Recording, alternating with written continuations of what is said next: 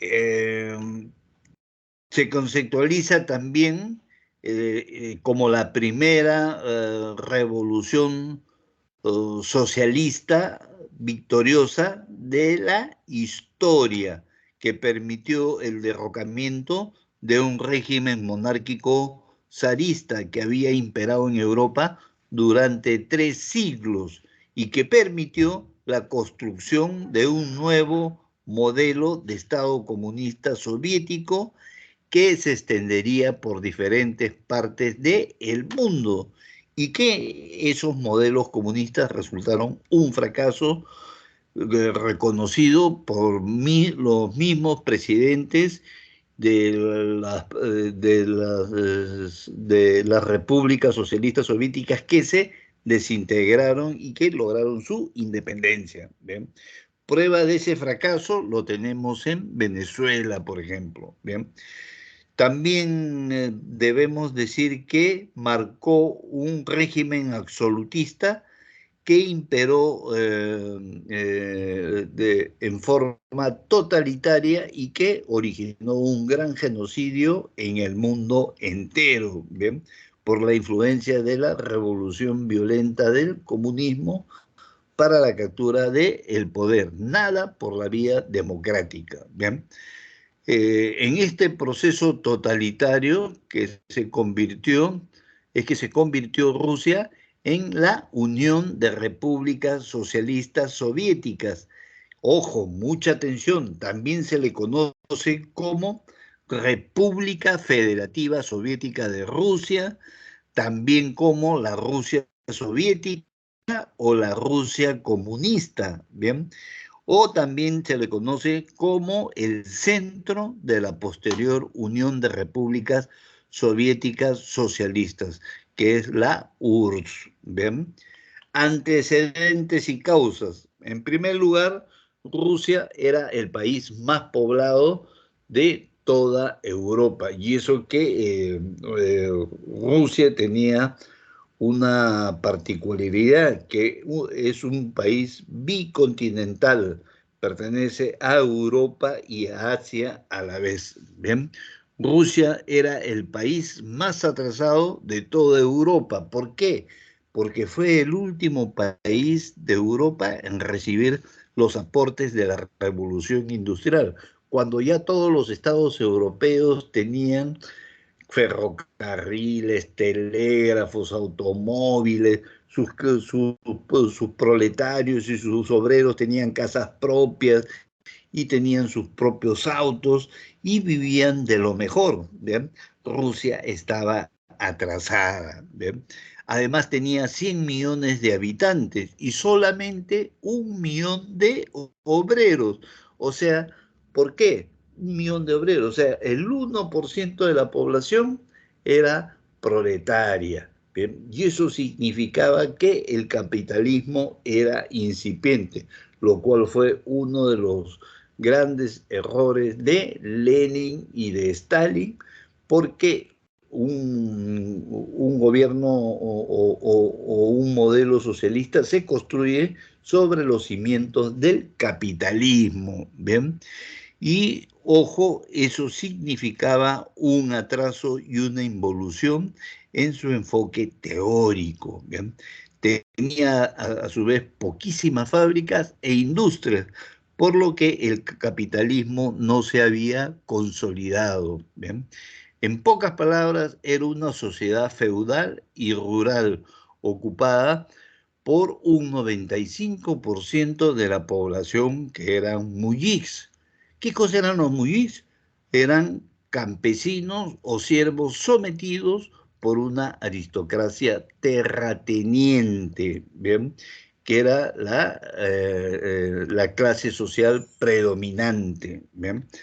Ojo, eso también originaba atraso, miseria, falta de trabajo y la falta de progreso por falta de inversiones, bajo la baja oferta laboral por las fábricas e industrias, y además tenía un déficit fiscal por las deudas en los grandes gastos militares y también en la desigualdad en la distribución del ingreso per cápita.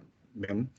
En pocas palabras, también podemos decir, aquí vemos una imagen del zar acompañado de sus hijos, ¿bien? Que eran bastante desarrollados, pero todos eran menores de edad, bien, niños que fueron junto con la zarina, que no era la zarina Alejandra, que no era rusa, sino era de origen alemán. ¿Y eso qué? Por eso es que también eso fue una de las formas que satanizaron a la monarquía rusa, porque estaban participando también a la vez en la Primera Guerra Mundial contra Alemania y acusaban a la zarina que era una agente encubierta del servicio de inteligencia alemán. ¿Ven? Entonces, todos esos pormenores, aparte de la incapacidad del gobierno del zar Nicolás II, perteneciente a la familia o a la dinastía Romanov que había gobernado durante 300 años Rusia, provocaron una crisis al interior de dicha sociedad. ¿Bien? Además que tenían un ejército y una policía bastante represiva. ¿Bien? Además también que habían abolido la servidumbre promulgada en 1861 por parte del zar Alejandro II, que amaba mucho a Rusia, al igual que el zar Nicolás II, pero que no los dejaban gobernar porque ya habían elementos subversivos que buscaban una revolución violenta que cambiase este régimen zarista. ¿Ven? Una vez liberados los antiguos siervos, estos se desplazaron hacia las ciudades, convirtiéndose en mano de obra industrial barata, pero tenían su trabajo y su salario asegurado, pero eran muy pocas, ¿bien? Las fábricas de aquella época. Además de que había hambre, miseria, la guerra, había un gran friaje que ocasionó miles de muertos en las calles, incluso por la mala alimentación. ¿Ven? Tenemos también que la economía está siendo arcaica y el valor de la producción industrial era 2 veces y medio menos que la de Francia y la de otros países como los de Alemania o de los Estados Unidos para los estudiosos y economistas de la época. ¿Bien? Y aparte que el imperio ruso seguía siendo un país esencialmente rural, en vez de ser una sociedad abierta al capitalismo. Bien, entonces todavía quedaban resquicios del sistema feudal. Bien, y eso se puede apreciar fácilmente en cómo estaba atrasada su economía. Bien. Entonces surgieron varios movimientos organizados de diferentes clases sociales, estudiantes, obreros, campesinos y también de nobles, ¿bien? O pequeños burgueses. Todos recurrían al terrorismo y a los atentados políticos. Eran movimientos revolucionarios que fueron haciendo un caldo de cultivo para una revolución de un cambio total. Además de que también la aristocracia y el gobierno del zar había sido fuertemente atacado por la prensa clandestina, porque no había libertad de expresión. Todo estaba reprimido, porque todos confabulaban contra la política de el zar. Aquí podemos ver la figura de este personaje siniestro que era Rasputín, que en ruso significa basura. ¿Bien? Rasputín rodeado de sus seguidoras y admiradoras.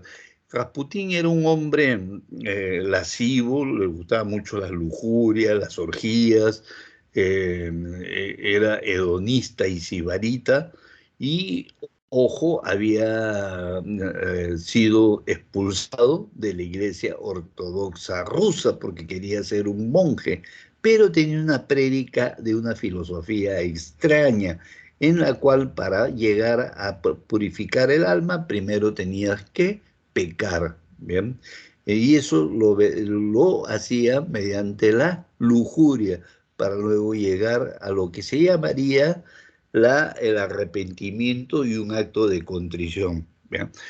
Lo cierto es de que muchos servicios de inteligencia en el mundo hasta el día de hoy estudian la personalidad de Rasputín. ¿Por qué? Por la forma que, siendo un hombre con escasos estudios secundarios, primarios, es que llegó a tener tanto poder en un gobierno tan poderoso como la Rusia imperial. ¿Bien? Eh, entonces, la prensa enemiga del zarismo lo catalogaban como un enfermizo. ¿Y eso qué ocasionó? Odio y desprecio y desprecio popular contra la figura de Rasputín, a quien consideraban, entre comillas, como amante de la zarina y el zar como un hombre amanerado y homosexual. ¿Ven? Y eso disgustaba y lesionaba también a la monarquía y a sus seguidores, hasta que un príncipe y nobles aristócratas decidieron conspirar a muerte contra el Rasputín. Organizaron en una lujosa residencia que le gustaban los festines, los banquetes y las orgías, con bellas mujeres, y le pusieron 2 damajuanas de vino llenas y también con cianuro y arsénico. Y él seguía tomando y no caía, no moría. Entonces, al parecer, el alcohol del vino neutralizó el veneno, ¿bien? Y decidieron entrar los conspiradores y le metieron, algunos sostienen que 18 balazos, y todavía seguía con vida. Bien, llegó incluso a correr cerca de 2 o 3 kilómetros de distancia, y el parte de autopsia revela que murió por asfixia, es decir, por ahogamiento. Incluso hay testimonios de prensa que explican que Rasputín todavía respiraba y tuvieron que ponerle un costalío en toda la cabeza y la cara para terminar de ahogarlo, de asfixiarlo. ¿Ven? Ese fue su triste final de este hombre que le hizo mucho daño a la corona de la familia Romanov. ¿Ven? En 1903, bueno, el Partido Obrero Socialdemócrata se divide en mencheviques, que eran los burgueses liberales moderados. Estaban liderados por Plejanov, ¿bien? Que eran prácticamente burgueses y socialdemócratas bastante reformistas, ¿bien? Pero no eran sanguinarios como los bolcheviques, que eran comunistas extremistas radicales, que eran los más sanguinarios del proceso revolucionario. ¿Ven? Entre sus líderes destacaban Vladimir Ilich Ulyanov, más conocido como Lenin, y León Brostein, más conocido como Trotsky. En 1905, la revolución estalla en Petrogrado, que era la capital de Rusia imperial, hoy conocida como San Petersburgo, que era su primer nombre. ¿Bien? Y la revolución estalla por el fracaso en la guerra frente a Japón, que era un país pequeñito, una isla que se había metido incluso a la China, a Corea y ahora en Rusia, ¿bien? Y siempre ganaba sus guerras y sus batallas porque era un país que estaba muy fuertemente armado, y era tenía una psicología bastante belicosa, ¿bien?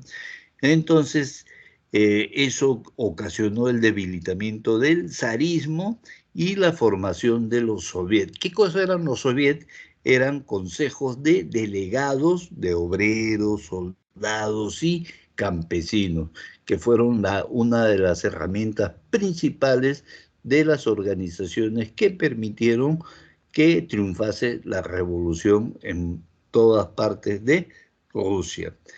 Entonces, esta derrota ante Japón en la guerra ruso-japonés fue la que convocó también, originó la convocatoria a una manifestación en San Petersburgo, ¿bien? Para exigir reformas al zar Nicolás II. Y también había una protesta de mujeres que celebraban el Día Internacional de la Mujer y que buscaban los derechos de la mujer, pero resultó ser un día bastante fatídico para la historia de Rusia. Fue un domingo sangriento, ¿bien? Donde murieron cientos de personas y lo cual ya prácticamente lesionó y fue como un disparo de gracia a la imagen del zarismo. Se trató de un intento del pueblo ruso de liberarse del zar, ¿bien? Y esto provocó que los soviets adquiriesen mayor simpatía en todas partes de Rusia, ¿bien?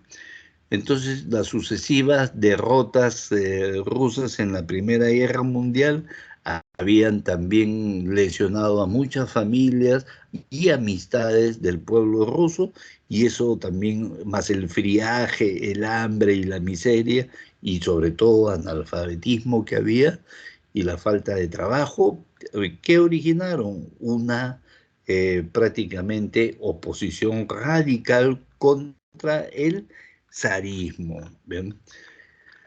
Ahí tienen una lectura adicional que ustedes la tienen que hacer para adquirir un poco más de cultura y conocer lo que es la verdadera historia de la Revolución Rusa. Aquí estamos haciendo ya un resumen. Bien, la revolución, el resumen de las etapas de la Revolución Rusa fueron dos.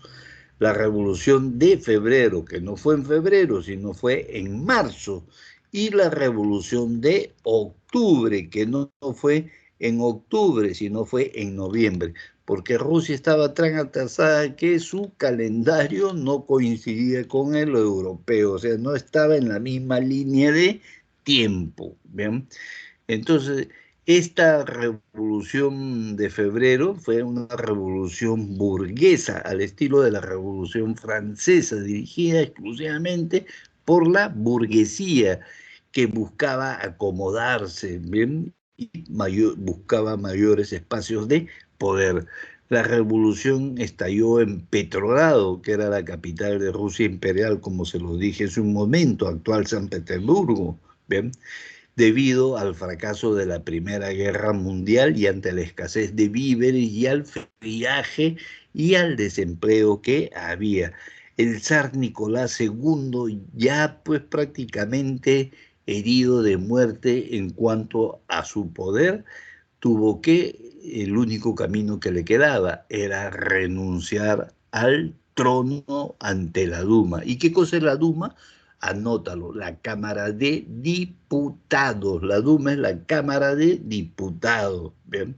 A partir de ese momento, prácticamente al zar, los militares lo tenían como un prisionero acorralado con toda su familia y su servidumbre más leal y algunos de sus familiares más allegados que lo querían mucho. ¿Ven? Y, ojo, lo paseaban de un tren a otro, todo, y por todo Rusia, hasta que llegó el momento de la traición. Lo dejaron solo, lo entregaron a los comunistas, que al final lo asesinaron. ¿Ven? ¿Por qué? Lo entregaron los altos mandos, los generales, para conservarse y mantenerse en el poder. Así fue el juego sucio contra el zar también.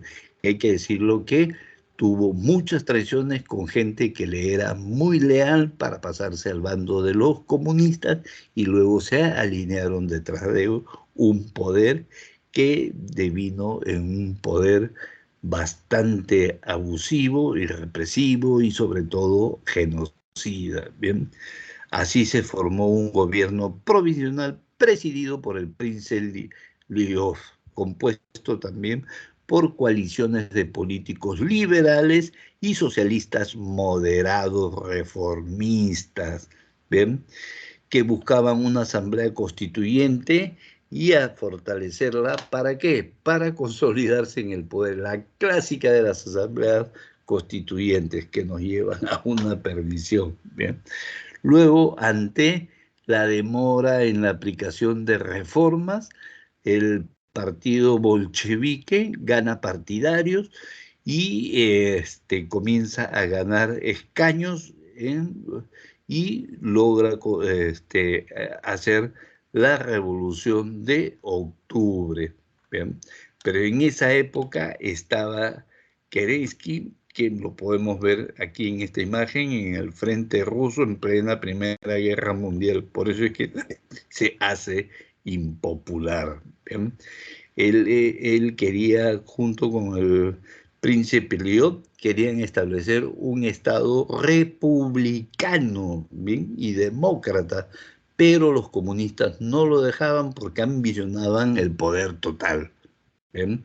O sea, solamente mediante la revolución violenta del comunismo, lo demás es mera ilusión.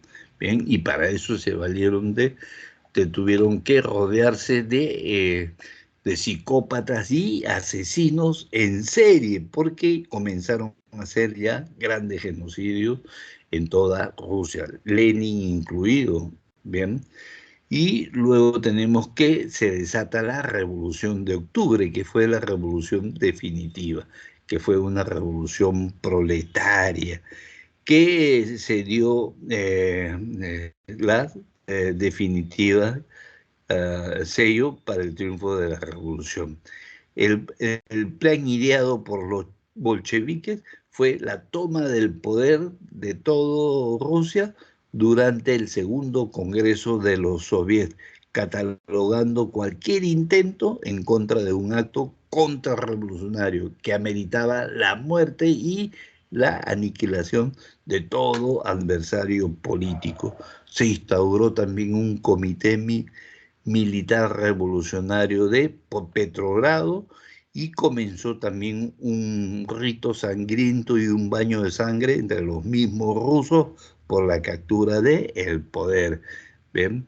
Con el poder bajo el mando, los bolcheviques se llevaron a cabo las votaciones de esta asamblea constituyente pan-Rusia, que se le llamó, ¿ven?, en la que los socialistas revolucionarios resultaron los vencedores para imponer sus reglas del juego y afianzarse en el poder. ¿Bien? Kerensky,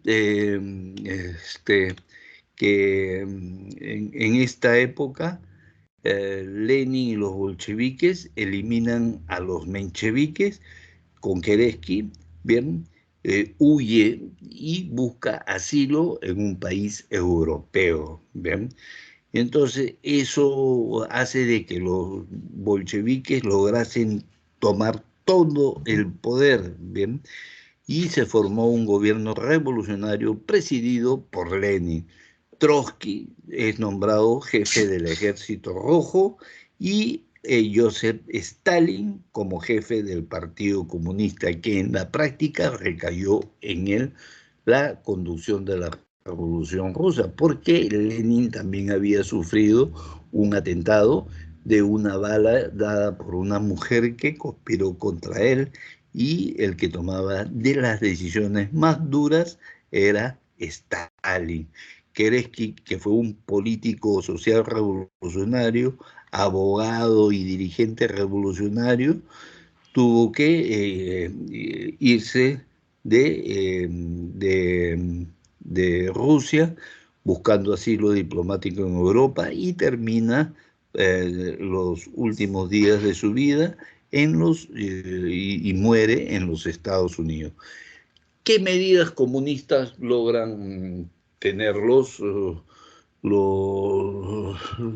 hombres que llegaron al poder. En marzo de 1918, retiro y rendición de Rusia de la Primera Guerra Mundial. ¿Bien? Ya les dije en la clase anterior que Lenin había sido un miembro del servicio de inteligencia alemán, que le dieron mucho dinero y lo embarcaron a Petrogrado, ¿ven? Porque para una revolución se necesita mucho dinero para el armamento que tienen que tener, ¿ven? Pero los alemanes creían que iban a ganar la Primera Guerra Mundial, ¿bien? Y firmaron el Tratado Brest-Litov, en la cual reconocían la independencia de Finlandia y Ucrania, que fue negociado por Trotsky a pedido de Lenin. ¿Bien? También esto era la rendición ante Alemania, en la cual les exigían pagar fuertes cupos de gastos de amnistía y reparación de guerra, pero duró poco tiempo y se anuló. ¿Por qué se anuló? Porque Alemania luego perdería en la Primera Guerra Mundial. Luego viene algo que no está en el libro de Seprevi, pero que tienen que conocerlo, ¿bien? El asesinato o exterminio de la familia imperial romana, que fue un acto de extremada crueldad, ¿bien? El zar Nicolás II y su esposa Alejandra, sin ningún juicio sumario, fueron entregados a la Guardia Revolucionaria, que eran psicópatas y asesinos asalariados, ¿bien? Y sus 5 hijos, que fueron también a la vez torturados psicológica y físicamente para sacarles información de las joyas y de la riqueza que tenían escondida, ¿bien? Para negociar su libertad y en caso de que pudieran huir del país, ¿bien? Todos estos hechos fueron contados después, a posteriori, por los mismos asesinos de la familia imperial, cuyos cadáveres fueron encontrados a finales de los años 1990 y a inicios del año 2000 llegan a hacerse pruebas de ADN con sus descendientes de la familia Romanov y dan por valedera. Hoy en día son santificados por la Iglesia Ortodoxa Rusa porque murieron también en defensa de su fe, que no juraron al final de sus días. ¿Bien? No solamente fueron asesinados, antes de ellos fueron acompañados a la cárcel por sus criados y sus familiares, ¿no? Y esto significa que también fueron asesinados a tiros, pero previamente bayoneteados y también apaleados por las tropas de los bolcheviques, que eran asesinos, ¿ven? Y incluso a sus propios niños. Sus asesinos después llegaron a declarar de que actuaron bajo los efectos del alcohol y de drogas para darse el valor de asesinar a unas criaturas que eran inocentes, ¿bien? Pero al final fueron acribillados y torturados en un lugar donde hoy en día hay una iglesia que es una basílica muy visitada por mucha gente de todo el mundo que llega a esa ciudad donde fueron asesinados. ¿Ven? Y esto fue por órdenes no escritas, pero órdenes verbales del mismo Lenin. ¿Bien?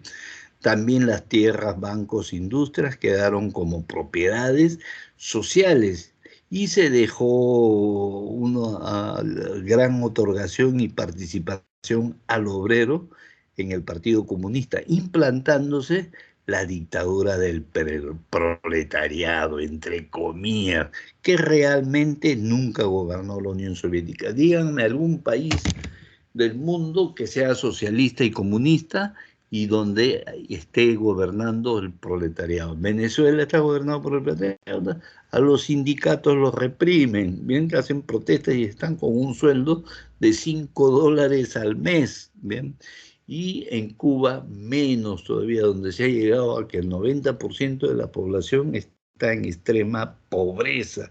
Hay gente que nunca ha comido carne en Cuba y en Venezuela están comiendo de la basura, para que vean el fracaso de este tipo de sistema, a pesar de que le dan una tarjeta de racionamiento, que les dan alimentos pero de escasos recursos. Incluso la leche, la poca leche que hay, tiene restos de heces fecales. No sé si han visto los especiales y documentales que han vertido en los medios de comunicación. ¿Vean? Lo cierto es de que ese sistema no funcionó. ¿Vean? En 1921, al ver de que no había triunfado la revolución en el aspecto económico y había hambre, mucha hambre, miseria, y los precios estaban por las nubes, es que surgen las contradicciones internas también al interior de Rusia y se origina una guerra civil entre los rojos, que eran los comunistas, versus los blancos, que eran los burgueses monárquicos mencheviques, que recibieron el apoyo de los aliados y el Japón. Y en 1921 se aplicó el nuevo plan económico, que era dar ciertas prerrogativas a las inversiones privadas, pero totalmente controladas y vigiladas por el Estado. ¿Para qué? Para lograr que la economía rusa pueda llegar a un nivel de los Estados Unidos. A eso nunca lo iban a lograr, pues Estados Unidos siempre fue una hegemonía mundial. Bien, y a esto se denominó el capitalismo de Estado. Esta nueva política fue un fracaso porque fue una economía planificada que la continuó Stalin con los planes quinquenales. Y dentro de esos planes quinquenales quiso implantar el modelo estajovinista. ¿Por qué se le llama modelo estajovinista? Porque seguían los ejemplos del modelo de un trabajador, Stajovinich, ¿bien? Que fue un hombre mastodonte que medía 2 metros de altura y que no trabajaba 8 horas, sino 15 a 16 horas al día, ¿bien? Por lo que se le adjudicó la medalla de héroe al trabajo. Y ese modelo lo implantaron para que en Rusia puedan trabajar los obreros y los campesinos dicha cantidad de horas y con unos sueldos miserables. Mucha gente en el campo ocultaba sus cosechas para poder sobrevivir al hambre y la miseria que había, pero cuando eran detectados prácticamente les quitaban todo y sus propiedades. ¿Ve? Si una gallina al estilo Cuba te daba más huevos que otras gallinas, se las quitaban y pasaban a miembros del Estado. Y los países que dependían de la Unión Soviética, también sus granos, todo era llevado hacia la Rusia soviética. ¿Para qué? Para dárselas exclusivamente a los burócratas y a los líderes del Partido Comunista que vivían de lo mejor. ¿Bien? Entonces, esos planes quinquenales fueron pues un elemento cruel, que encima había friaje y también por la miseria que había, originó millones de muertos. ¿Ven? En esa época hubo una hambruna en Rusia que su mismo adversario político, que era Estados Unidos, les ayudó mucho para solucionar el problema del hambre. En 1922, Rusia se denominó Unión de Repúblicas Socialistas Soviéticas, que ya tenía ese nombre, pero ya aquí cobra oficialidad. Bien. En 1924 muere Lenin y Stalin asume el poder, que ya lo tenía cuando Lenin estaba completamente enfermo. Más tarde, Trotsky fue apartado del poder y ningún país tuvo que huir de la Unión Soviética porque lo querían matar, y ningún país de Europa le concedía asilo, porque en esa época, 1940, ya Rusia había hecho, la Unión Soviética había hecho el pacto de no agresión con Alemania y nadie se quería enfrentar ni contra Hitler ni contra Stalin, ¿bien? Porque ya se habían repartido Polonia y la agresividad política era de tal manera que avanzaban en el campo diplomático y nadie le concedía asilo político a Trotsky, que logró asilarse en México. En esa época México pues tenía una democracia y un modelo de protección a muchos hombres que eran perseguidos políticos, ¿bien? Incluso peruanos de aquella época. ¿Bien? México, y en México es donde es asesinado por orden de Joseph Stalin. Aquí tenemos una foto de la imagen hace pocos días han capturado al español que dicen que intentaba matar a varios adversarios del régimen de Castillo y a la fiscal Benavides, ¿no? Aquí tenemos a Ramón Mercader, el asesino de Trotsky, un comunista español, que fue el ejecutor físico más brillante que tuvo la revolución y que era un sicario al servicio de Stalin, quien le ordenó la ejecución de, de Trotsky, que era un hombre extraordinariamente culto, ¿ven? Pero que lamentablemente incomprendido en su país. ¿Ven?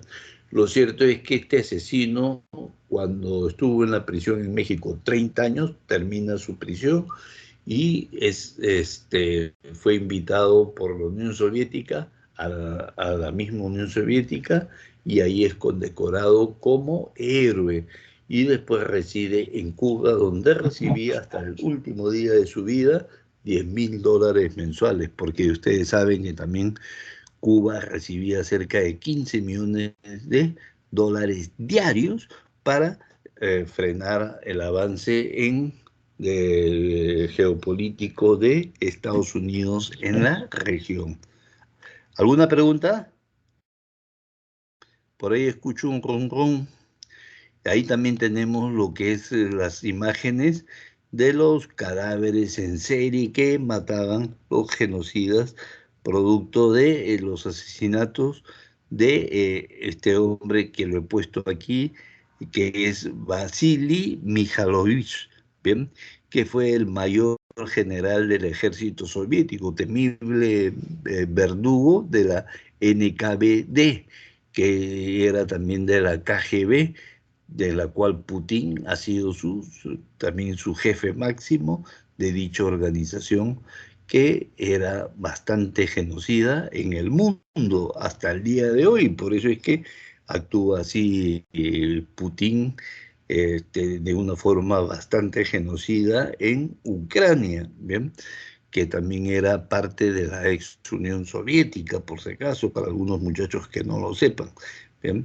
Este hombre fue un asesino en serie, recibía las órdenes del propio Stalin y ejecutaba a miles y miles de polacos, yugoslavos y de cualquier lugar donde fuese que tenía poder la Unión Soviética dentro de sus Estados Unidos, de sus estados satélites. ¿Bien? Fue el verdugo oficial y asesino en masa más prolífico de la historia mundial registrada hasta el día de hoy. ¿Bien? Luego tenemos que la Constitución de 1936 organizó el Estado soviético, ¿no? Con el Soviet Supremo, que era la máxima autoridad, pero en el fondo, ¿quién tenía el poder? Joseph Stalin, que actuó ya como un genocida y se convirtió en el genocida más grande de la historia de la humanidad, superior a Hitler. ¿Eh? Bien. En agosto de 1939, una semana antes de que se inicie la Segunda Guerra Mundial, la Unión Soviética y Alemania nazi firmaron el Pacto de No Agresión, Ribbentrop-Molotov, el vergonzoso tratado nazi-comunista, ¿bien? Por la cual era un reparto del territorio polaco y se inicia la Segunda Guerra Mundial. Muchos comunistas y socialistas no lo quieren admitir. Y cuando les habla de los errores del comunismo, el socialismo, eso no es socialismo, el socialismo recién debe empezar, dicen. Si están o sea, tienen un lavado en el cerebro que no reconocen los errores históricos, muchas veces por ignorancia o por apasionamiento también, o les han metido esa cosa en un lavado en la cabeza, ¿bien? Y este vergonzoso pacto nazi-comunista fue antes de la invasión a Polonia. La Segunda Guerra empieza el 1 de septiembre del año 39, una semana después ingresa el Ejército Ruso y terminan de destrozar Polonia. Llega un momento en que en la línea fronteriza de la división de Alemania y de la Unión Soviética del territorio polaco, la tengo en otro artículo, están los altos oficiales tanto de el ejército nazi como del ejército comunista, estrechándose la mano y bailando y celebrando la Segunda Guerra. ¿Bien? La guerra se radicalizó y comenzó también una cruel matanza en Polonia y en otros países que invadían el libre acceso, porque dentro de ese tratado había también unas cláusulas en las cuales se establecía el libre acceso de Hitler por parte de Europa occidental y también libre paso para las tropas de la Unión Soviética para anexarse a algunos países que después de la Segunda Guerra Mundial lo llegaron a incorporar. ¿Bien? Las viviendas de las clases acomodadas fueron colectivizadas, ¿ven? Ya desaparecía la propiedad privada. Todos los apartamentos eran grupos colectivos, ¿bien?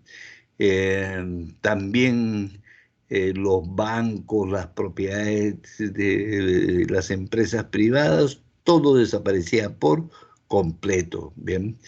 Muchos bolcheviques que llegaron a soñar con abolir el dinero, ¿no? Comenzaron a poder sobrevivir con el trueque al estilo Argentina o Venezuela, ¿bien? Y también sintieron el problema del hambre. Por eso es que en todas esas represalias y en esos genocidios colectivos, incluso morían mucha gente de su propio partido, que eran cruelmente asesinadas, ¿bien? Incluso con sus hombres de confianza de Stalin. Eso era la famosa depuración política que ellos hacían constantemente. El poder también se instauró, pues, que de una manera brutal y una férrea disciplina. Los sindicatos también que protestaban por intermedio de sus huelguistas eran fusilados, ¿bien? Los sindicatos fueron depurados, bolcheviquizados y también transformados en una correa de transmisión del sistema, las cooperativas absorbidas y los soviets transformados en entidades vacías, ¿ven? Prácticamente ya no había ningún tipo de libertad empresarial y no había creatividad. Incluso la educación era controlada por el Estado. Sí, a los niños les hacían un lavado cerebral. Todo libro que se publicaba tenía que pasar por un filtro, ¿bien? Y de lo contrario estaba la censura. Un libro de educación inicial, primaria, secundaria o universitario. Si hablaba de algo espiritual o religioso, proscrito y encarcelado, dicho sea de paso, ¿bien? Y ojo, aquí es cuando comienzan a darse muchas oportunidades, pero para el trabajo técnico y con pocos ingresos. ¿Qué querían lograr? Hegemonía mundial al estilo de los Estados Unidos. ¿Ven? Entonces aquí comienza ya una fuerte represión. Se olvidaron de lo que era la libertad de expresión, no habían partidos políticos ni adversarios de oposición, tampoco habían las libertades religiosas, nada de derechos humanos, nada de libertad de prensa, etcétera. ¿Bien? La confiscación de alimentos, la hambruna, todo estaba unido a graves epidemias y enfermedades, lo que cobró varios millones de campesinos rusos muertos por hambre e inanición. ¿Bien? Y también falta de libertades básicas. Como les dije, no había libertad de expresión, eliminación de adversarios políticos, todo controlado por el Estado, falta de libertades religiosas, etcétera. Stalin se convierte en el más grande genocida de la historia. Los exterminios eran masivos. Paraguaya un botón porque se establece la cortina de hierro en Europa Oriental. Miren ustedes cómo fueron las luchas de los estudiantes universitarios y del pueblo que buscaba libertad en la rebelión húngara que después fue aplastada y masacrada por tanques de soviéticos que ingresaban a ese país. También lo puedes ver ahí en la primavera de Praga, cómo queda en Albania, Rumanía y las fosas comunes de todos los grandes genocidios que se dieron en aquella oportunidad. Unas duras represiones militares soviéticas contra todos los países que estaban sometidos en la cortina de hierro. ¿Bien? Y también se da el financiamiento económico a movimientos socialistas y extremistas y terroristas que se dieron en el mundo. ¿Quieres ver prueba de ello? Aquí lo vas a ver. Miren, este es Alexander Solzhenitsyn, un físico y escritor que ganó el Premio Nobel de Literatura con la publicación de un libro que se llamó El Archipiélago de Buda, donde sobrevivían a temperaturas de 30 a 40 grados bajo cero para los campos de exterminio comunista. Bien, ahí están sus fotografías y también puedes ver acá como si fuera un museo los cráneos de las víctimas humanas de los estados satélites como Vietnam y Camboya.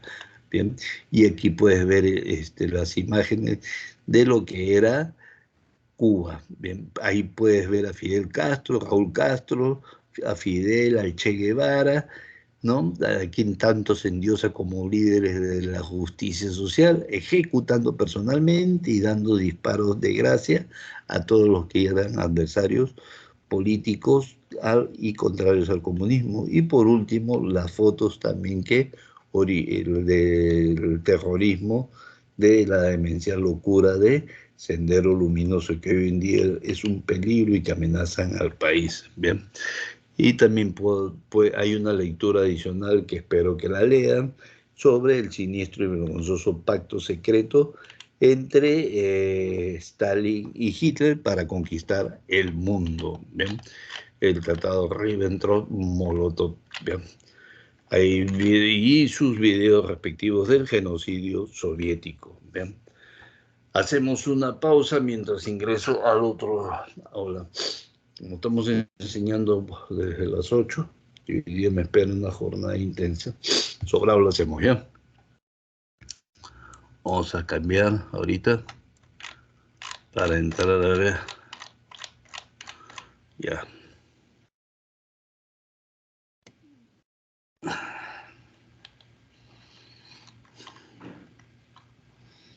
Al periodo ya entre guerras. ¿Se visualiza el periodo entre guerras ahí, la imagen? Sí, profesor. Gracias.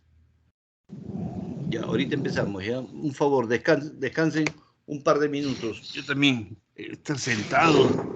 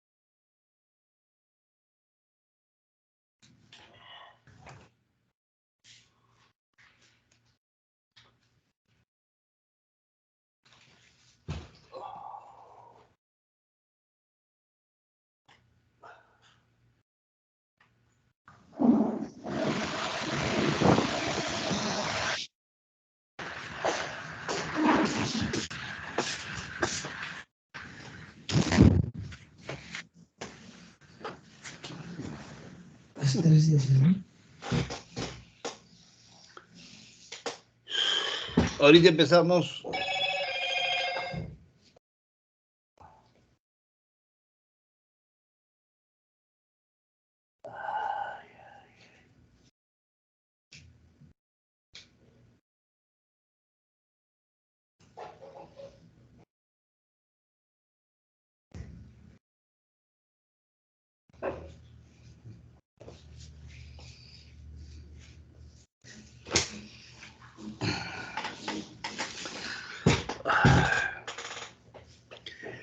Bien, jóvenes, ¿me copian?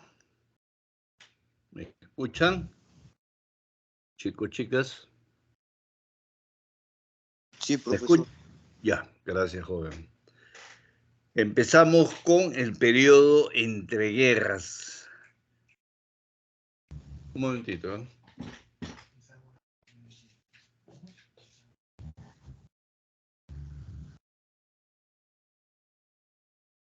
¿No hay agua? No la botes. Perdón un ratito.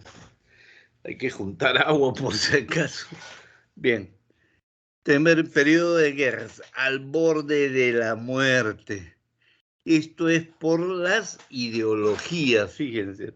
La Segunda Guerra Mundial, soy un convencido, todo fue producto de ideologías y lo que Winston Churchill, después de la Segunda Guerra Mundial, escribió un libro, 11 tomos, ¿bien?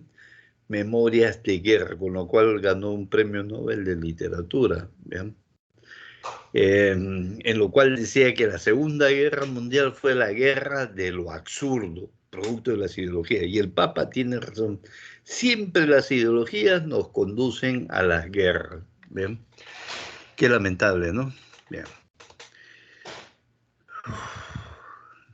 Ojo, se conoce como periodo de entreguerras o interbellum, el periodo histórico del siglo XX, que cronológicamente establece desde el final de la Primera Guerra Mundial, es decir, el 11 de septiembre de 1918, hasta el inicio de la Segunda Guerra Mundial, el 1 de septiembre de 1939.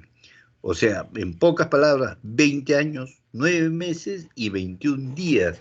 Imagínense, solamente 20 años, 21 años, pongámosle, de paz, ¿ven? Y donde el hombre, por su insanía y por sus apetitos, su grado de corrupción y búsqueda de poder, todo lo que ocasionó.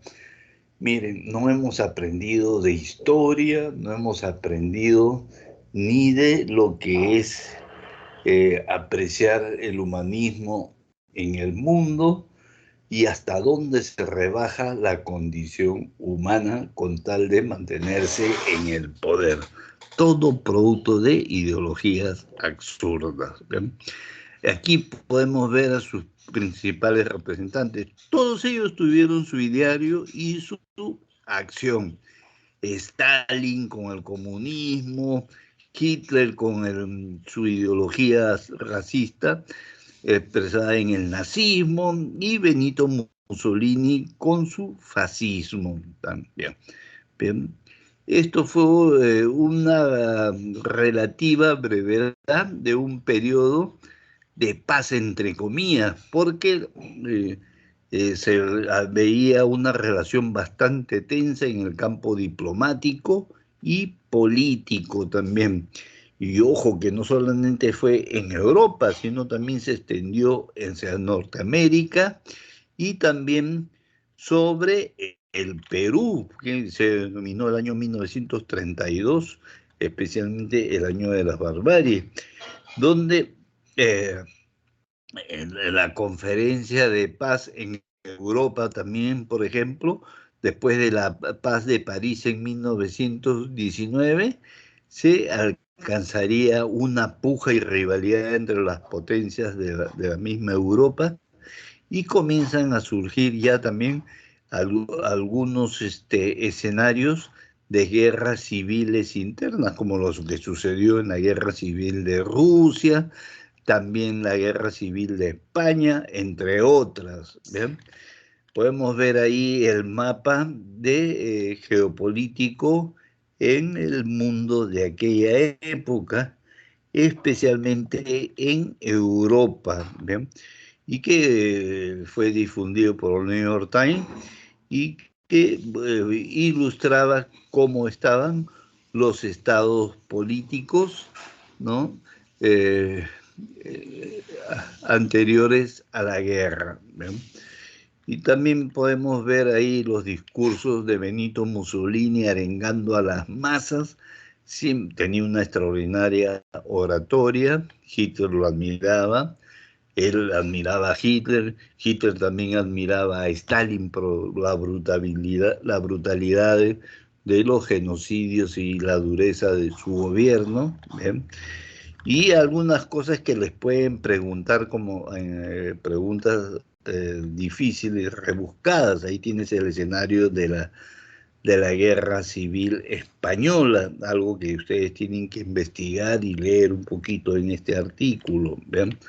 En América, ¿qué pasaba? En Estados Unidos, miren una foto ícono de aquella época. ¿Ven?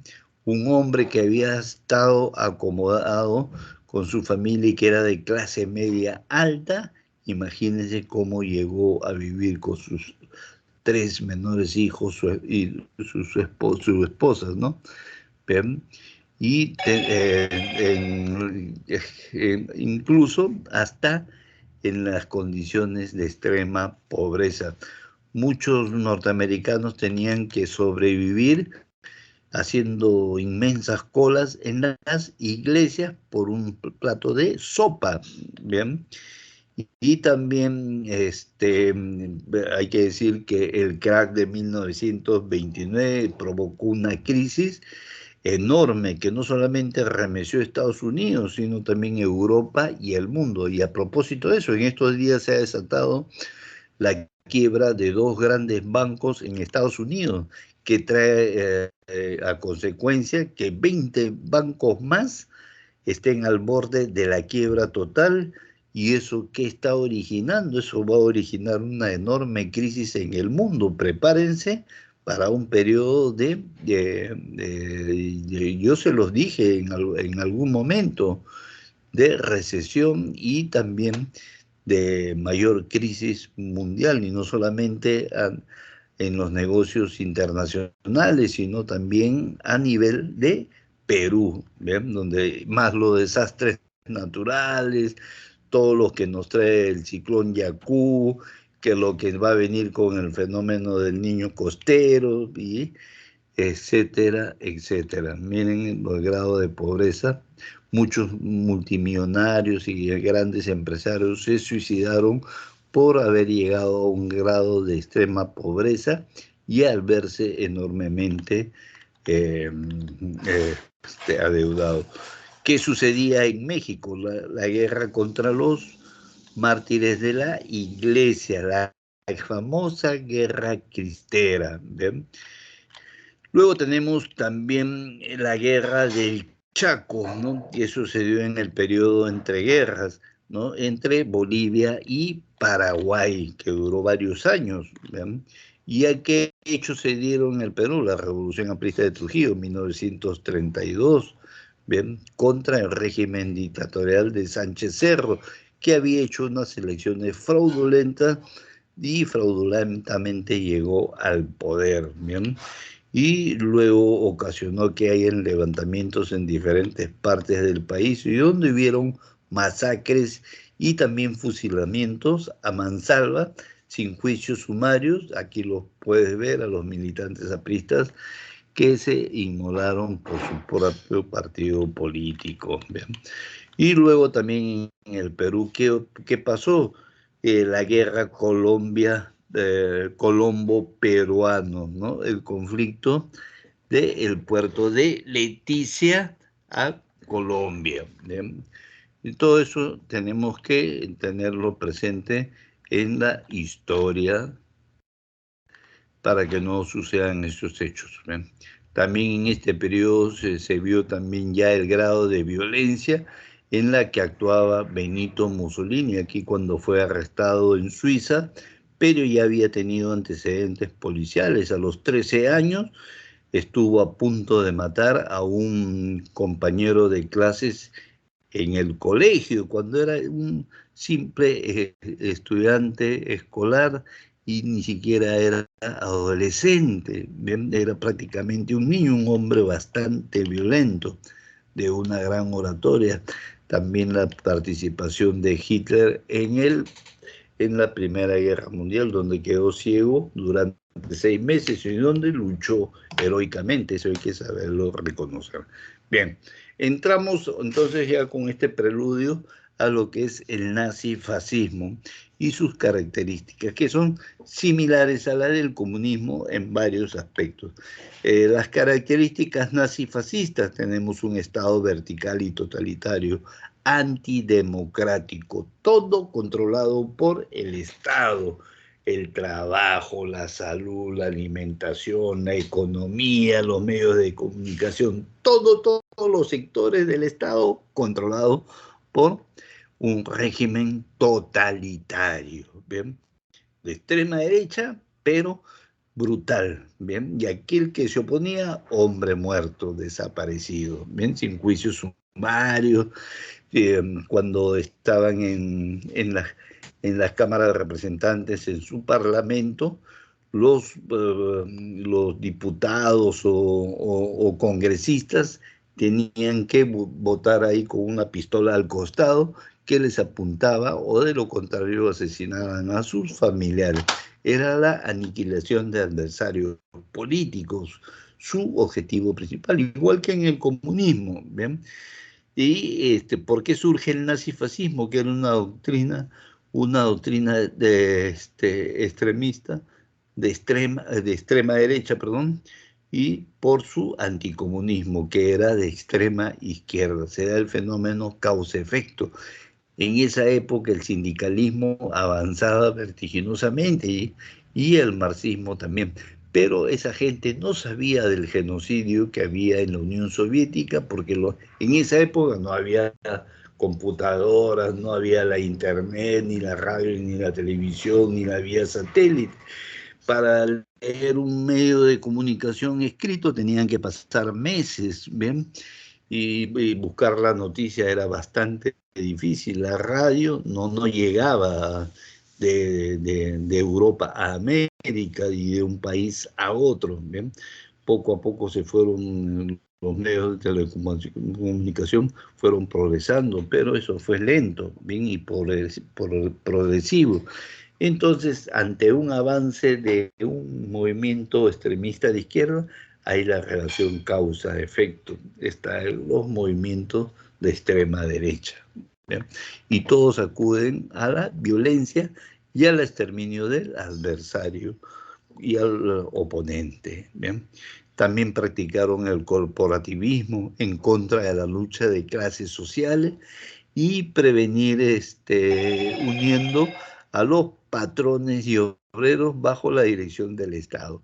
Bueno, una filosofía farsante y una ideología mentirosa, era propaganda simplemente, ¿bien? Y luego chauvinismo, ¿qué es patrioterismo? Patriotería barata, extrema, todo en favor del nacionalismo, de tu patria, ¿bien? La xenofobia, odio hacia los extranjeros. No hubo un odio como que tú podrías, muchos, por ejemplo, amigos y venezolanos que tengo, dicen, ustedes practican la xenofobia. No, eso no es xenofobia. La xenofobia verdadera es aquella que es practicada por medio de la lucha violenta, la aniquilación de otro país. Pero cuando te encuentras con delincuentes, ¿qué tienes que hacer? Así sean de colombianos o de cualquier país, tienes que defenderte, pues, ¿no? Pero eso no es xenofobia y el racismo, porque eso ya son medidas extremas. ¿Alguna pregunta? ¿Alguien tiene el micrófono? Micrófono prendido, por favor, apáguenlo.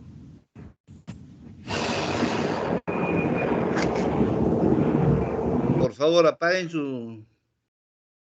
Ya. Y luego tenemos el racismo, ¿no? Esto ya es prácticamente del nazismo, ¿no? Donde hablan de la superioridad de la raza aria y la supremacía de dicha raza sobre otras razas y que había que desaparecer a otras razas inferiores, como el semitismo, por ejemplo. ¿Eh? La búsqueda de espacio vital, que es expansionismo territorial y expansionismo económico.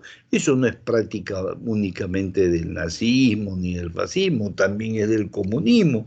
Miren la China cómo busca estados satélites y con el cuento de la ruta de la seda está tratando de conquistar Venezuela, también Nicaragua y otros países que están en la esfera comunista. ¿Bien? Y también el islamismo, por ejemplo, que también es expansionista. ¿Bien? Tenemos también el mesianismo, ¿no? Que todos se sienten con derecho a ser dioses y los salvadores de su país y de el mundo, ¿bien? Se consideran iluminados, como si fueran unos líderes que van a salvar a todo un país y por tanto su doctrina tiene que expandirse, ¿bien? El caudillo es considerado infalible y se le debe sumisión total. Por eso es que están los,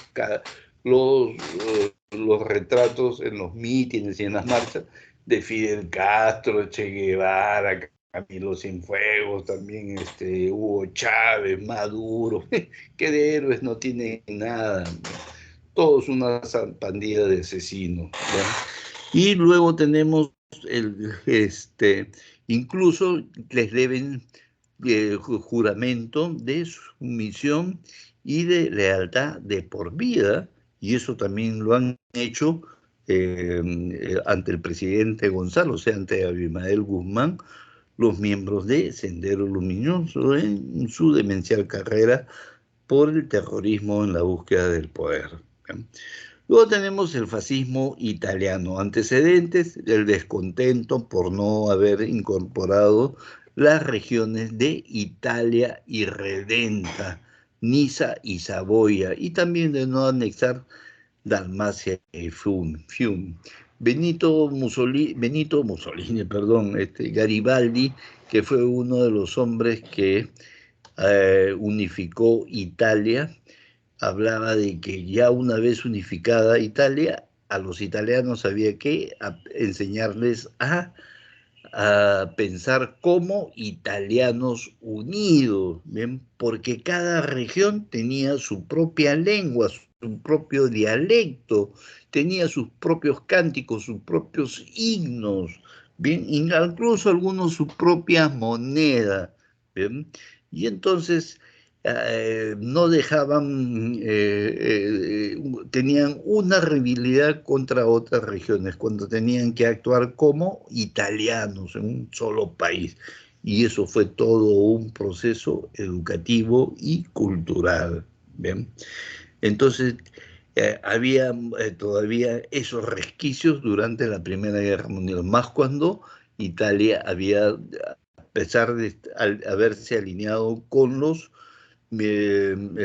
aliados, prácticamente había sido destrozada por el ejército austro-alemán, porque se metieron en la batalla de Caporetto a favor de los aliados y entraron estos miembros del ejército austro-alemán y la destruyeron por completo. Italia no se recuperaba de la Primera Guerra Mundial y no sacó nada en favor de su país como país ganador de los aliados. ¿Ven? Entonces había descontento de su población. Había una grave crisis económica, producto también de lo que era todavía la pérdida de esos territorios que no se recuperaban de la Primera Guerra Mundial.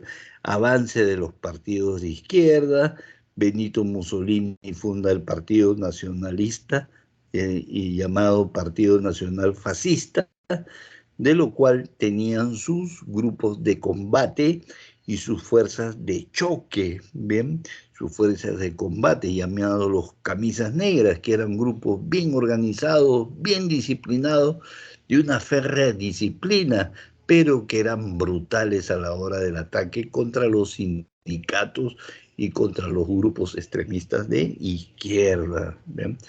Que entraban con cadenas, con palos, garrotes y con pistola en mano y desaparecían cualquier intento de huelga, ¿ven?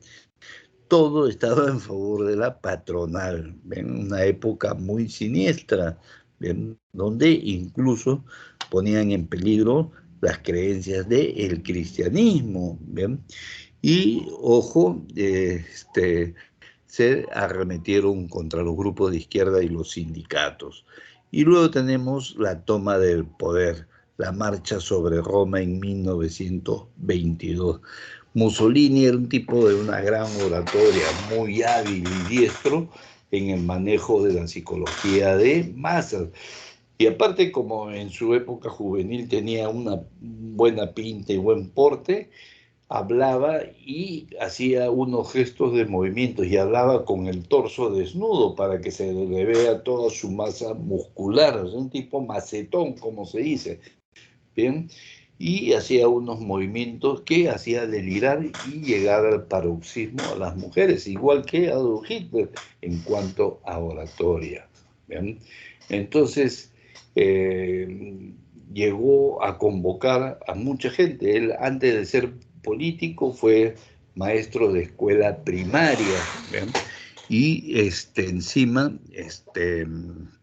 era un hombre que manejaba las masas humanas y llegó a incitar el odio hacia otros grupos que no pensaban como él, era antidemócrata, ¿bien? Y entonces hizo unas marchas donde tenían que venir todos de todas partes de Italia a Roma. Y el rey tonto del palacio mirando por las ventanas del palacio, y siempre eran los mismos fachos que daban las vueltas y vueltas en el palacio, ¿ven? Hasta que logró la admiración de Víctor Manuel III y lo nombra a Mussolini como primer ministro de Italia. Lo llaman Duce, que significa guía conductor. Y comienza una férrea autoridad y una gran dictadura en contra de adversarios y aniquilación de adversarios políticos.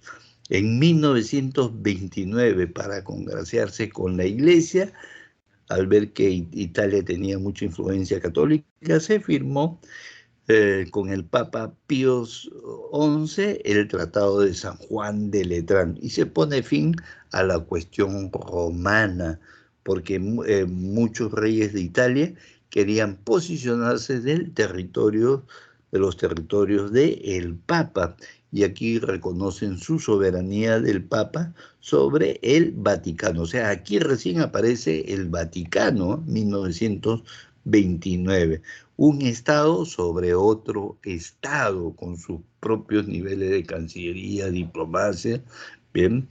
Y se convierte el Vaticano en uno de los 6 mini estados europeos que todavía subsisten en Europa, ¿bien? Que son cerca de 3 hectáreas y además que tienen no más de 1000 habitantes, todos pertenecientes a la Iglesia y salvaguardan el mundo del cristianismo. Luego, el 3 de octubre de 1935, Italia estaba gobernada por Jaime Selassie y Etiopía eh, eh, invaden Abisinia, bien, en búsqueda de espacio vital al estilo hitleriano. Pero ¿para qué lo invaden? Para extraer materias primas para su industria bélica, bien. Ya perfilaban y planificaban una guerra a gran escala que sería el numen de la Primera Guerra Mundial. Miren hasta dónde llegó la ambición de estos hombres, con una locura ya extrema. En 1919 se fundó, perdón, esta parte no corresponde sino a la parte del nazismo alemán. En 1937, Italia se retira de la Liga o Sociedad de Naciones, patea el tablero de la democracia para ridiculizar a una organización internacional que debería prever la paz mundial. En pocas palabras, ya estaban comportándose de una manera beligerante porque estaban alineándose con Alemania, ¿bien? Y luego analizamos el nazismo alemán. ¿Cuáles son sus antecedentes? En 1919 se funda el Partido Alemán de Trabajadores con Anton Dressler y Karl Herrer. ¿Ven? Estos hombres eran líderes de una gran oratoria, más superiores que Hitler, ¿bien? A quienes le da vuelta rápidamente y al año siguiente se convierte en el Partido Obrero Nacional Socialista Alemán, el partido nazi. Ahí es cuando Hitler acuña en la taberna de Múnich, donde da sus primeros discursos con una gran oratoria, porque fue un brillante líder orador, y acuña la esvástica. Si ustedes hacen una cruz mentalmente, esa cruz la invierten, o sea, la tuercen a la izquierda, a la derecha, hacia arriba y hacia abajo. Es una cruz invertida. ¿Qué significa la destrucción del cristianismo? Por eso que hizo antisemitismo, porque las raíces del cristianismo radican en el judaísmo, ¿bien? Entonces había que destruirla gradualmente, ¿bien? Y luego Hitler en 1923 intentó apoderarse del gobierno en Múnich y eso le costó ir a la prisión. Él mismo se defendió, se ganó el aprecio de la población alemana porque se ridiculizaba al Tratado de Versalles, que humilló al pueblo alemán, ¿bien? Cuando Alemania estaba totalmente destruida. Fue a prisión y ahí escribió su libro Maescan, Mi lucha, ¿bien? Que fue la base de su doctrina, ayudado por su secretario Rudolf Hess, ¿bien?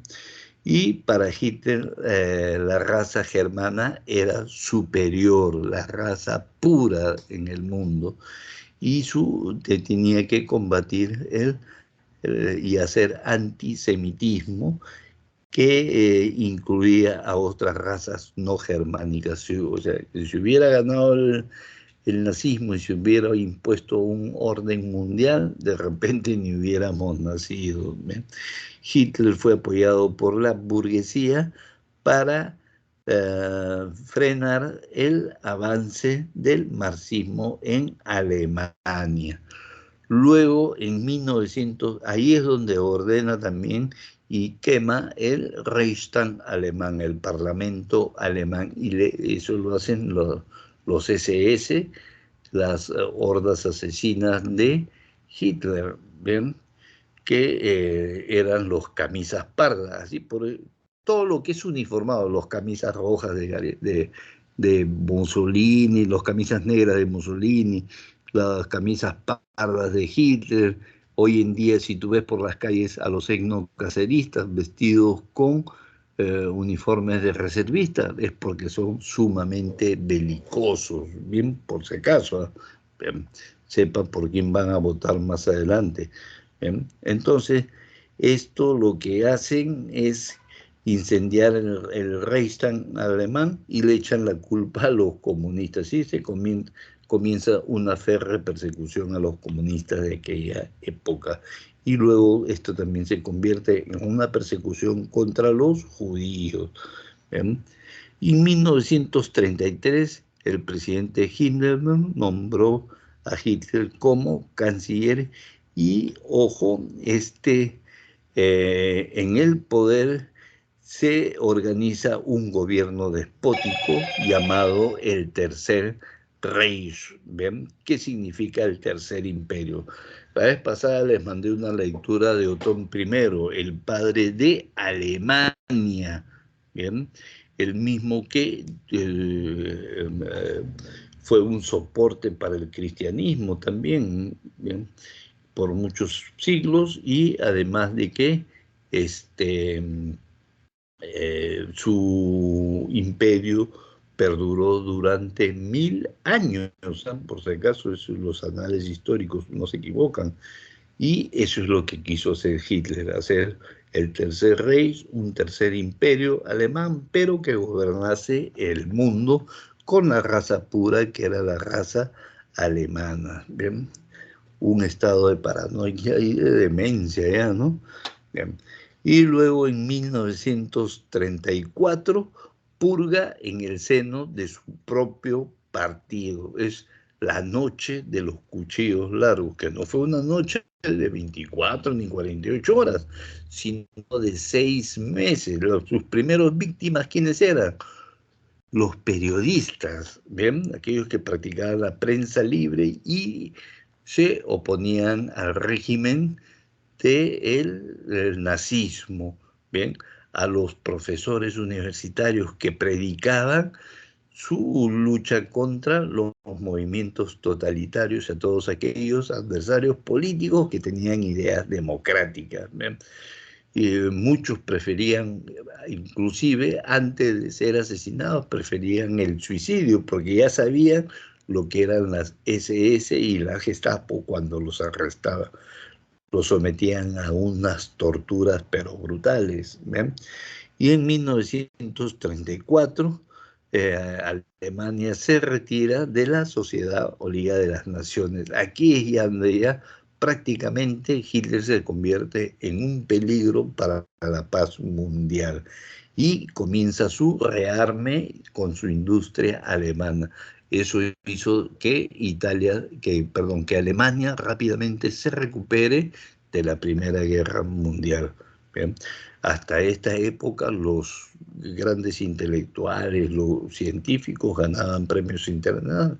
Los primeros premios Nobel de aquella época, todos eran barridos y ganados por los alemanes, ¿eh? O sea, que eran científicos de una élite extraordinaria. En 1935, la violación del Tratado de Versalles. Bien, el informe, el inicio del rearme alemán, y se restablece el servicio militar obligatorio y la reconstrucción de la aviación a la famosa Luftwaffe, que tenía heroicos y grandes combatientes de su fuerza aérea. Los mismos aliados lo reconocían, ¿bien? Y luego en 1936, la ocupación de la región de Alemania de Renania. Según el Tratado de Versalles, esta debería estar desmilitarizada. Los alemanes avanzan, ya se habían burlado del Tratado de Versalles y habían renunciado a lo que es la Liga o Sociedad de Naciones, a quien querían ridiculizar con los convenios internacionales que ellos burlaban a su antojo. ¿Bien?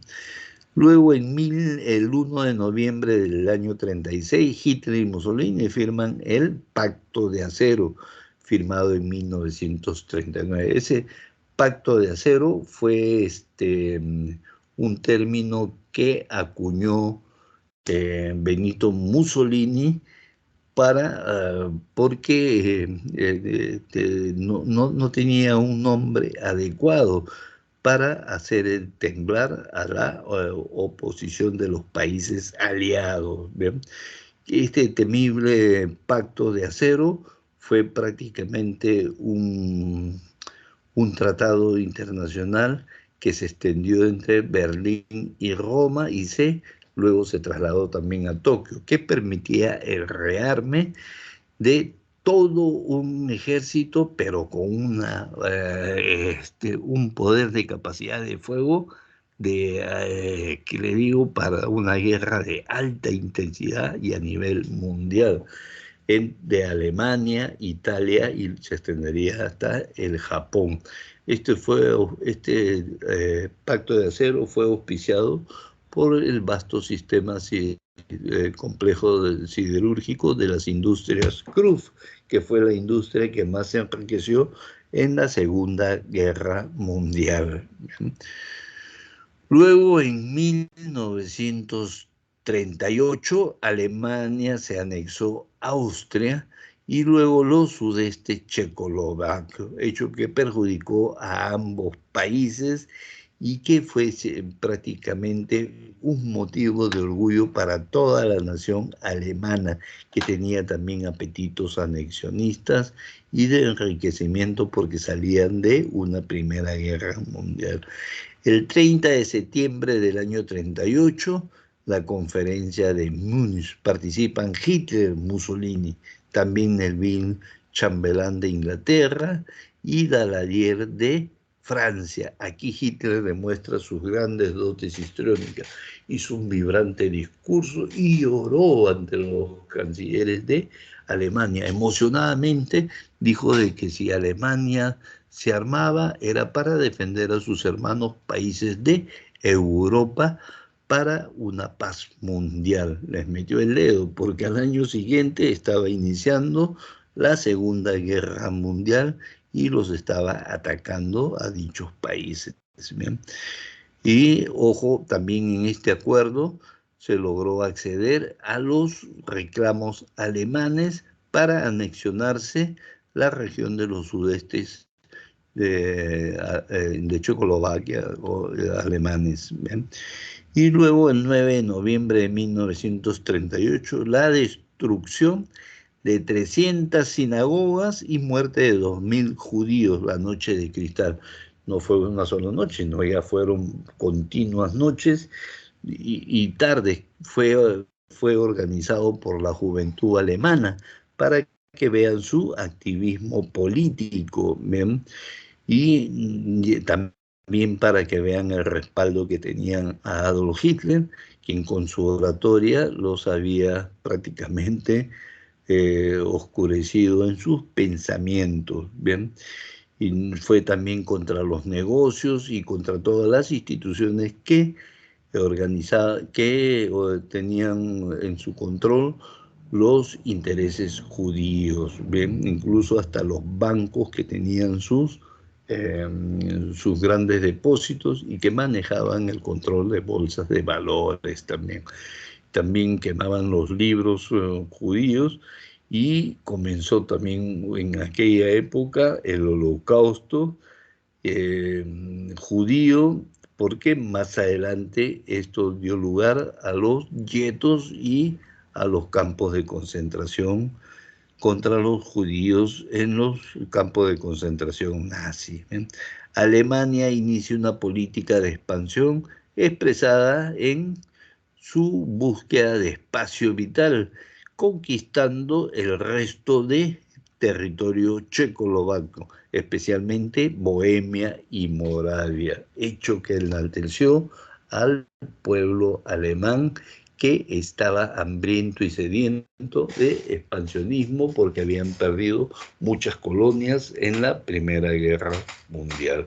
Hasta aquí veían ya a Hitler como un brillante político que cumplía su palabra, ¿bien?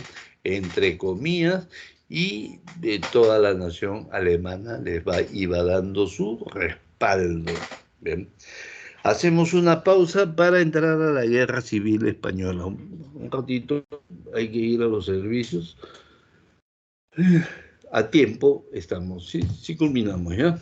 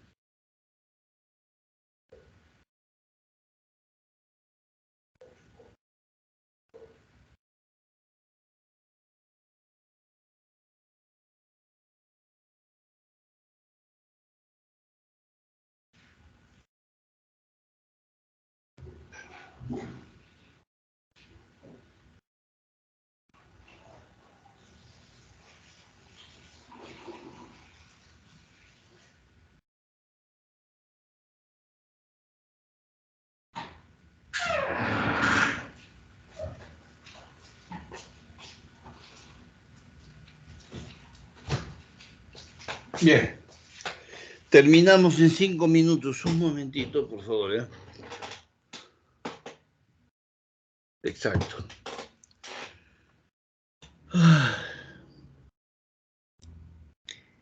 Esta unidad está bien trabajadita en el libro, ¿bien? La Guerra Civil Española. ¿Por qué es necesario estudiar a la Guerra Civil Española? Porque fue el campo de entrenamiento para las tropas del ejército alemán como italiano, ¿bien? Previos a la Segunda Guerra Mundial. Todavía no se sabía que iba a haber una Segunda Guerra Mundial, que la habían trabajado en secreto muy bien los estados mayores de Alemania en especial. ¿Ven? Y ojo, el falangismo esto surgió en España por dos fenómenos políticos, uno del falangismo y otro del comunismo extremista. ¿Bien? El falangismo fue un grupo de derecha fundado por Antonio Primo de Rivera, quien era partidario de los gobiernos de Alemania e Italia, la versión de el nazifascismo a la española, ¿bien? Porque el avance del comunismo ya había llegado al poder y la única forma de contenerlo para los españoles era mediante el uso de un grupo de extrema derecha, ¿bien? Y entonces acudieron a lo que eran algunas estrategias del nazismo y el fascismo. Bien, vamos a ver los pormenores. Primero, sus antecedentes, el reinado de Alfonso XIII, la dictadura de Primo de Rivera, que fue el iniciador del falangismo, la dictadura de Damaso de Berenguer, reemplazado por el almirante Aznar, y luego el triunfo de los partidos republicanos y la proclamación de la República, cuyo presidente fue Aniceto Alcalá Zamora. En un inicio, la Iglesia, siguiendo las enseñanzas de las encíclicas del Papa, concebía de que la Iglesia tenía que alinearse tras el poder sobre cualquier poder establecido en Europa. ¿Bien? Por lo que hubo una sana convivencia en un inicio, pero luego ya con los comunistas, ya extremistas, comenzaron a incendiar iglesias y conventos y a matar en forma sin juicio sumario a sacerdotes, a monjas, e incluso incendiaron la Catedral de España. Bien, entonces eso radicalizó y enervó a los católicos y cristianos, especialmente católicos, porque España siempre fue de tradición católica. Y si tú llevabas un crucifijo o tenías cualquier motivación o un libro o una Biblia y te lo descubrían en tu casa, también eras producto de una cruel persecución. Se desata así la Guerra Civil Española. La izquierda, con el Frente Popular, elige a Manuel Azaña Díaz, quien era contrario a la Iglesia, era un hombre ateo, anticlerical y antirreligioso hasta por gusto. Era antimilitarista contra el ejército y contra la aristocracia y los terratenientes. En pocas palabras, practicaba en forma extrema lo que era la lucha de clases, odio contra todo lo que era propiedad privada, ¿bien? Y cuando ya comienzan a arremeter contra las propiedades, aquí es cuando se levanta el general Francisco Franco, quien le declara la guerra a la República. Se levantó en el Fortín Mora militar de Marruecos y entra con un barco inglés hacia conducido hacia España. Franco, que fue el continuador del falangismo, no fue nada tonto, él era un hombre inteligente, él utilizó a los alemanes y a los italianos para vencer al comunismo, que era un enemigo frontal. Y entonces, ¿qué es lo que hizo? Una vez que vino la Segunda Guerra Mundial, para nada se entrometió con Hitler ni con Mussolini para apoyarlos y no ingresó a la guerra, se mantuvo neutral porque era admirador de los ingleses. Se dijo, no saben con qué gigante y con qué león dormido están despertando. ¿Ven? Y efectivamente perdieron la guerra ante Inglaterra y los aliados. ¿Ven? Entonces el general Francisco Franco le declara la guerra a los republicanos, que eran los izquierdistas, que estaban apoyados por la Unión Soviética y también por voluntarios de todo el mundo, agrupados en brigadas internacionales. ¿Tú crees que tú vas a ir a combatir a otro país pagando tus pasajes, tu estadía, tu comida, todo eso? Gratis, no, eran pagados, eran soldados mercenarios que venían a adquirir experiencia revolucionaria para establecer la revolución mundial del comunismo internacional, ¿bien? Y le salen al frente los nacionalistas, ¿bien? Que eran los derechistas apoyados por Alemania e Italia. Las sucesivas derrotas obligaron a renunciar a Zaña Díaz, que tuvo que fugar del país. Luego del triunfo de Franco, gobierna hasta 1975 con el título de generalísimo y caudillo. Y a su muerte, ¿quién es el que asume el mando de España? Momentáneamente fue el rey Juan Carlos I de Borbón, ¿bien? Quien fue el que se encargó de la transición española hacia la democracia. Si España, incluso gobernada muchas veces por gobiernos socialistas, tiene una tradición democrática, es gracias a este rey Juan Carlos I y, ojo, siempre hay la garantía de elecciones libres, ¿bien? Se pueden pelear entre ellos, pero siempre respetando la vía democrática. Este rey Juan Carlos I fue muy valiente, fue el que en su cara, en una reunión internacional, le dijo a Hugo Chávez en su cara, ¿por qué no te callas la boca? Y lo hizo callar. ¿Bien? Ahí hemos culminado esta unidad, muchachos. Bien, les he enviado las respuestas y las lecturas correspondientes académicas y las respuestas eh, del cuestionario de la clase del día de hoy. Todo lo he resuelto en el desarrollo de la clase y después todo está en el libro. ¿Ven? Ahí está el solucionario correspondiente. Disculpen que lo haya hecho a mano a última hora. ¿Alguna pregunta, jóvenes? ¿Todo bien?